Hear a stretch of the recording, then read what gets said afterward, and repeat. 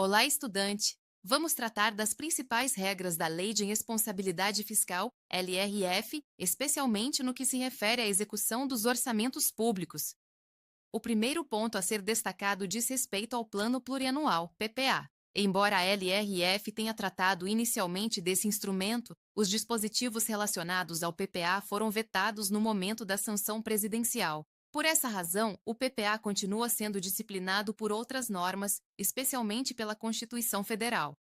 Já a Lei de Diretrizes Orçamentárias, LDO, é abordada no artigo 4º da LRF, enquanto a Lei Orçamentária Anual, LOA, é tratada principalmente nos artigos 5º e 7º. Antes mesmo de detalhar esses instrumentos, a LRF estabelece conceitos e princípios fundamentais que extrapolam as leis orçamentárias, como a definição de empresa estatal dependente e a consolidação do planejamento e da transparência como pilares da responsabilidade na gestão fiscal.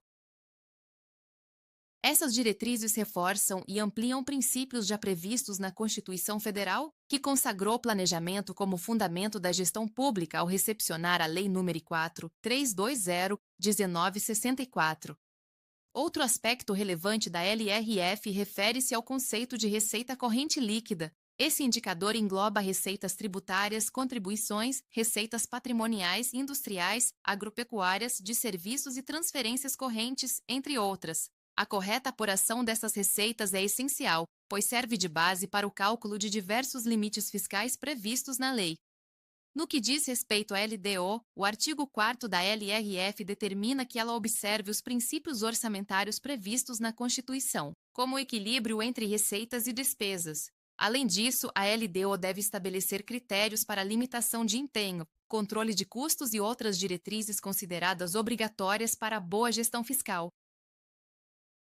A LRF também exige que a LDO seja acompanhada de uma série de anexos. Entre eles, destacam-se a avaliação do cumprimento das metas fiscais do exercício anterior e os demonstrativos das metas anuais, acompanhados da memória e da metodologia de cálculo. Esses demonstrativos devem justificar os resultados pretendidos, comparando-os com as bases orçamentárias dos 3 exercícios anteriores, de modo a evidenciar sua consistência, bem como explicitar as premissas e os objetivos da política econômica. Além disso, devem ser apresentados dados sobre a evolução do patrimônio líquido nos últimos 3 exercícios, com destaque para a origem e a aplicação dos recursos provenientes da alienação de ativos. A LRS também exige a avaliação da situação financeira e atuarial do Regime Geral de Previdência Social, do regime próprio dos servidores públicos, do Fundo de Amparo ao Trabalhador e dos demais fundos e programas estatais de natureza atuarial. Para concluir esse conjunto de exigências, a LDO deve conter os demonstrativos relativos à estimativa e à compensação da renúncia de receitas, bem como a margem de expansão das despesas obrigatórias de caráter continuado. Esses anexos têm a finalidade de apresentar um panorama da situação financeira e atuarial da gestão pública, considerando seus compromissos de médio e longo prazo, e não apenas o cenário imediato. No que se refere à LOA, os artigos 5º e 7º da LRF estabelecem a obrigatoriedade de alinhamento entre a Lei Orçamentária Anual e a LDO. Além disso, a LOA deve prever reservas de contingência e considerar os riscos fiscais identificados nos anexos da LDO. A Lei Orçamentária Anual deve contemplar tanto as receitas e despesas correntes quanto as de capital, incluindo o pagamento da dívida pública, seja ela mobiliária ou contratual. A LRF também veda a inclusão na LOA de despesas com finalidade imprecisa ou com dotação insuficiente. Todas as despesas devem estar devidamente previstas para que possam ser executadas, inclusive em consonância com o PPA. Ademais, não é permitida a alocação de dotações para períodos superiores ao exercício financeiro, já que a vigência da LOA corresponde a um ano calendário.